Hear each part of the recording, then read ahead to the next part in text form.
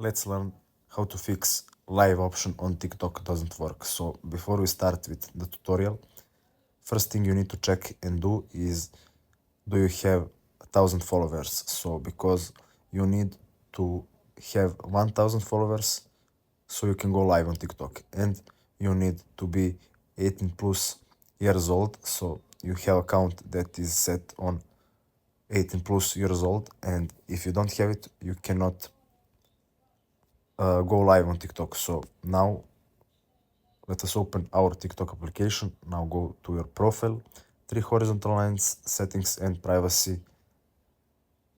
And now you want to scroll down and click on free up space.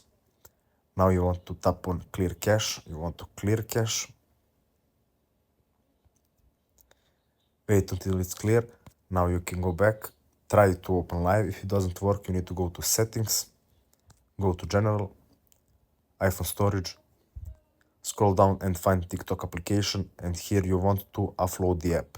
If it still doesn't work, you can try and switch devices. So you can try to go live on that account on another phone, but if it still doesn't work, you can just try and write ticket support to TikTok support. So that's it. That's the only way.